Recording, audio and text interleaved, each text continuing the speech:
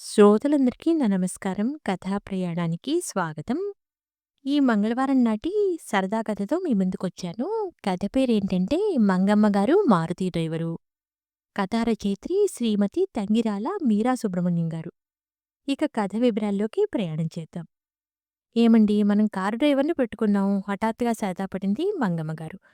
చెప్పా పెట్టకుండా ముందస్తెన్నికలు ముంచుకొచ్చినట్లు ఈ డ్రైవర్‌ని పెట్టుకునే ఆలోచన ఎప్పుడొచ్చింది? ఆశ్చర్యపడ్డారు మంగపతి గారు. పోనీలెండి. ఆ రకంగా అయినా గొప్పవాళ్ళతో నన్ను పోల్చారు గానీ, ఇంకో వారంలో మొదటి తారీఖు వస్తుందిగా, ఆ సరికి డ్రైవర్‌ని మాట్లాడి ఉంచండి. మరో అభిప్రాయానికి చోటు లేదన్నట్లు ఖరాఖండిగా చెప్పేసిందావిడ. ఏ నా డ్రైవింగ్ మీద నమ్మకం లేదా ఏమిటి? అనుమానంగా అడిగారు.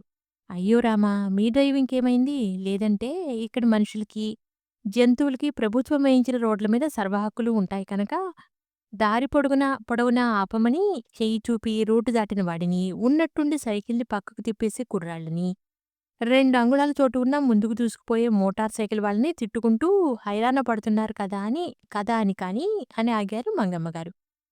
పోనీ నువ్వు నేర్చుకోరాదూ డ్రైవింగు? ఈ కాలం ఆడవాళ్ళు పెద్ద పెద్ద బస్సులు, ట్రాములు నడిపేస్తున్నారు. చూసావుగా ఈ అమెరికాలో? కాదు కూడదని పట్టుబట్టి కూతుళ్ళ దగ్గరికి అమెరికా ప్రయాణం కట్టించినందుకు 6 నెలలు అక్కడ గడిపి తిరిగి వచ్చాక కూడా ఆవిడను ఆట పట్టించడం మానలేదు మంగపతి గారు. అదిగో మీరే చెప్తున్నారుగా పెద్ద కార్లు, ట్రాములు అని. అల్టిమా కారో, నిస్సాన్ కారో కొన్నాక నేను నడుపుతాలెండి.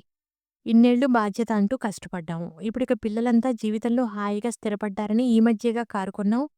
హాయిగా దర్జాగా వెనక సీట్లో కూర్చుని వెళ్ళక చెమటలు కార్చుకుంటూ టెన్షన్ పడటం దేనికండి? పైగా మీకు బీపీ ఉంది కూడా అనునయంగా అన్నారు మంగమ్మగారు. ఆవిడతో వాదించి గెలవడం అంత సులువు కాదని మంగపతి గారికి అనుభవం నేర్పింది. సరే అలాగే కానీ అన్నారాయన.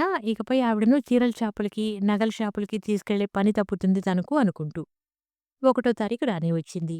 అనుకున్నట్టుగానే డ్రైవర్‌ని కుదిర్చారు మంగపతి గారు. పొద్దున 10 గంటలకల్లా వచ్చేసిన వరదరాజులు కారు బయటకు తీసుకెళ్లి శుభ్రంగా అద్దంలా తుడుస్తుంటే ముచ్చట పడుతూ చూసింది మంగమ్మగారు. ఇంకా అలాగే కూర్చున్నారేమిటండి? తొందరగా రెడీ అవ్వండి. ఆ డ్రైవర్ కుర్రాడు మనం చెప్పినట్లుగానే టంచనగా 10:00కల్లా వచ్చాడు అంటూ భర్తను తొందర చేసింది. నాకిప్పుడు బయటకు వెళ్లి చేసే పని ఏముందని, అంతగా అయితే సాయంకాలం నువ్వు షాపింగ్‌కి వెడుతూ గాని పేపర్ చూస్తున్న మంగపతి గారు కదలకుండా కూర్చుని అన్నారు. ఎప్పుడూ ఏదో ఒక పని మీద బయటకు తిరుగుతూనే ఉంటారు కదా! ఏదో సుఖంగా వెళ్లి వస్తారని డ్రైవర్‌ని మాట్లాడితే పనులే లేవంటారేమిటండి? ఇవాళ ఒకటో తారీఖు కదా! బ్యాంకుకు వెళ్లి పెన్షన్ వేయించుకురండి పోనీ సలహా ఇచ్చింది మంగమ్మగారు. ఒకటో తారీఖున బ్యాంకుకు వెళ్తే అయినట్లే కిటకిటలాడుతుంటారు జనం. సరే ఆ సంచి రైతు బజారుకు వెళ్లి కూరలు తీసుకొస్తాను. తప్పనిసరిగా లేచి బయలుదేరారు మంగపతి గారు. ఇంట్లో బోలెడు కూరగాయలు ఉన్నాయని గుర్తొచ్చినా మాట్లాడకుండా సంచి అందించింది ఆవిడ. మొదటి రోజే పని లేకపోతే ఆ డ్రైవర్ ఏమనుకుంటాడు అనుకుంటూ. ఏ రోజు సాయంత్రం 6 గంటలకు కానీ టీ తయారు చేయని భార్య ఆ రోజు 4:30కే టీ అందిస్తే ఆశ్చర్యపోయారు మగపతి గారు. 5 గంటలయ్యేసరికి చక్కగా ముస్తాబై కూర్చుంది ఆవిడ. ఆ డ్రైవర్ అబ్బాయి వచ్చే టైమవుతోంది. రెడీ అవుతారా లేదో అంటూ భర్తని హెచ్చరించింది.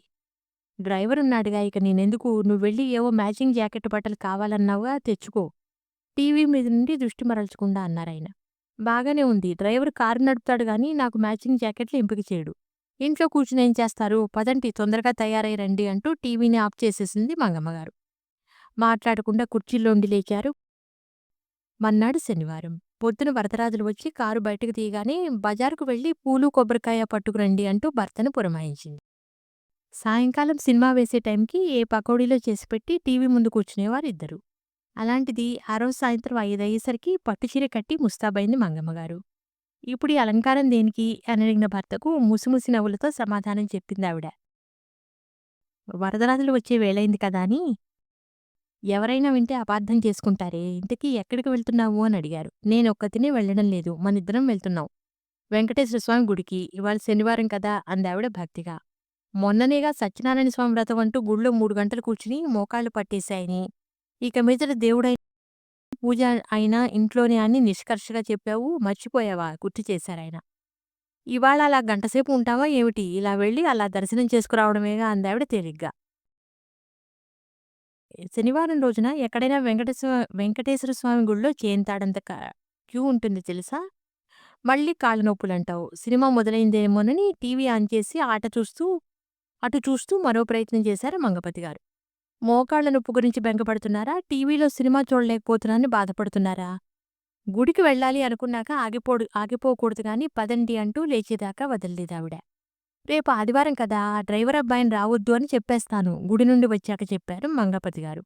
ఇలా ఆదివారాలు, సెలవులు అంటూ ఆ అబ్బాయిని చెడగొట్టకండి. మామూలు టైంకే రానివ్వండి. అంతగా అయితే కాసేపు ఉన్నాక వెనక్కి పంపిద్దాం అంది మంగమ్మగారు. అవురా ఈ ఆడవాళ్ళు అని ఆశ్చర్యపోయారాయన. తీరా ఆదివారం వరదరాజులు వచ్చేసరికి వంట పని కూడా ముగించేసి సిద్ధమైంది మంగమ్మగారు. అలా గరిమెళ్ళ గౌరిగారింటికెళ్ళి పలకరించి వద్దామండి అంది భర్తతో. ఎప్పుడు మనం వెళ్ళడమే తప్ప వాళ్ళు రారని, వాళ్ళు వచ్చేదాకా అటువైపు వెళ్ళనని అన్నావుగా? మంగపతి గారి జ్ఞాపకశక్తి అమోఘంగా పనిచేసింది. అంటే అన్నానులెండి. వాళ్ళైతే ఆటోకి బోలెడు డబ్బులు పోసి రావాలి. మనకు డ్రైవర్ కూడా ఉన్నాడాయా, పంతాలు పడకుండా వెళ్తే సంతోషపడతారు అనేసిందావిడ. సాయంకాలం ఆ డ్రైవర్ కుర్రాడిని రావద్దని చెప్తాలెండి. ఇంట్లోనే ఉందామని చంటి కుర్రాడికి తాయిలం ఆశ చూపినట్లు చెప్పింది. 15 రోజులు గడిచాయి. ఎక్కడి వాళ్ళను గుర్తుకు తెచ్చుకుని ఇళ్ళకు వెళ్ళడం, రోజూ ఏదో ఒక పని పెట్టుకుని బజారుకు వెళ్ళడం ఒక అలవాటుగా మారింది మంగమ్మగారికి. ఇదిగో ఇప్పుడు మంగపతి గారికి ఊరు వెళ్లే పని పడింది. ఈ 4 రోజులు ఆ వరదరాజులను రావద్దని చెప్పమంటావా అని అడిగారు. ఆవిడ ఒంటరిగా ఎక్కడికి వెళ్ళదని తెలిసిన మంగపతి గారు. బావుందండి. మీరు 4 రోజులు పనిలోకి అంటే మాత్రం అతనికి రోజుకు రూ. 60 ఇవ్వడం తప్పదు కదా! రానివ్వండి మామూలు టైంకే చూస్తాను అందావిడ సాలోచనగా. అన్నట్టుగానే మంగపతి గారు ఊరికి వెళ్లారు. వెనక వీధిలో ఉన్న వాయినాల వనజగారికి ఫోన్ చేసింది మంగమ్మగారు. మీకేదైనా బజారుకు వెళ్లే పని ఉందా వనజ?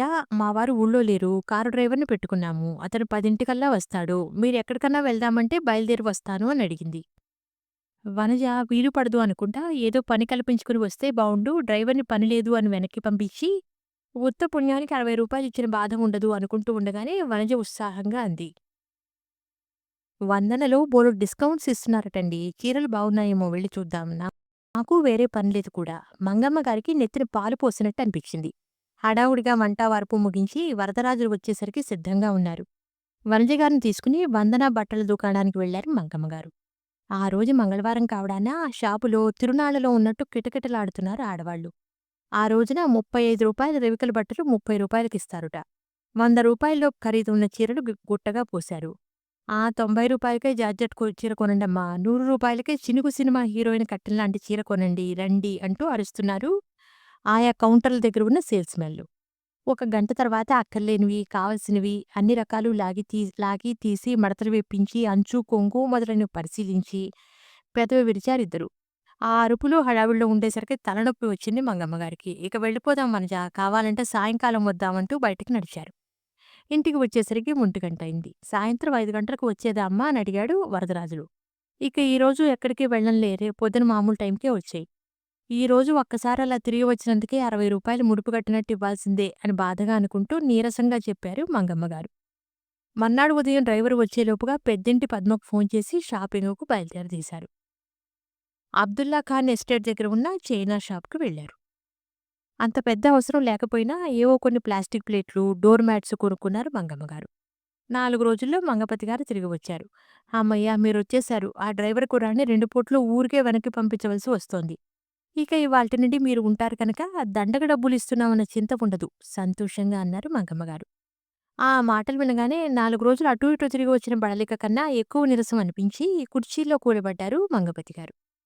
నెలాఖరు వచ్చేసరికి పెట్రోల్ ఖర్చు లెక్కవేసి చూసింది. 2,500 అయినట్టు తేలింది. ఇక డ్రైవర్‌కివ్వాల్సిన జీతం 1800. అంటే మొత్తం ఖర్చు 4,000 దాటిందన్నమాట అనుకుంటే మంగమ్మగారికి నిస్త్రాణగా అనిపించింది. ఏదో డ్రైవర్‌ని పెట్టుకుంటే దర్జాకి దర్జా ఆయనగారి ప్రాణానికి సుఖం అనుకున్నానే గాని ఇలాగవుతుందనుకోలేదంటూ బాధపడ్డారు. నేనేమో రిటైరైపోయాను. నువ్వు ఇంట్లో ఉండేదానివి. మనకు డ్రైవర్ ఎందుకే అంటే వినకపోయావు. వాడిని ఖాళీగా కూర్చోబెట్టి జీతం ఇవ్వడానికి మనస్కరించక లేని పనులు కల్పించుకొని మరీ తిరిగాము. మరి ఖర్చు అయిందని బాధపడి ఏం లాభం అన్నారు మంగపతి గారు. ఇప్పుడేం చేద్దాం? మరీ నెల్లాళ్ళకే మాన్పించేయమంటే వాడు గొణుగుతాడు. పైగా నలుగురు నవ్వుకుంటారు కూడా దిగులుగా చూశారు మంగమ్మగారు. ఒకటో తారీఖు జీతం అందుకున్న వరదరాజులు, "ఈ నెల నుండి నెలకు 2000 ఇప్పించండి సార్. వేరే డ్రైవర్లు 2200 తీసుకుంటున్నారు" అన్నాడు వినయంగా. అతగాడికి జీతం ఇచ్చే పనిని మంగపతి గారికి వదిలేసింది మంగమ్మగారు. నిరుత్సాహంగా హాల్లో కూర్చుని ఉన్న మంగమ్మగారికి డ్రైవర్ వరదరాజు మాటలు వినగానే ఉత్సాహం పెల్లుబుకింది. గబాలను లేచి గుమ్మం దగ్గరకు వచ్చిందావిడ. "ఏమిటి, ఒక్క నెల చేశావో లేదో జీతం పెంచమని అడుగుతున్నావా? బావుంది నాయనా, 2000, 3000 ఇచ్చేవాళ్ళున్నారేమో కానీ మాకు వీలు కాదులే. రేపటి నుండి వేరే వాళ్ళ దగ్గర పని చూసుకో. అదీగాక ఈ నెల 15 రోజులు మేము ఊళ్ళో ఉండం కూడా అనేసిందావిడ. మంచిదమ్మా అంటూ వెళ్ళిపోయాడు డ్రైవర్ వరదరాజులు. మనం ఊరు వెడుతున్నామా? ఎక్కడికి? ఎప్పుడు? ఆశ్చర్యంగా అడిగారు మంగపతి గారు.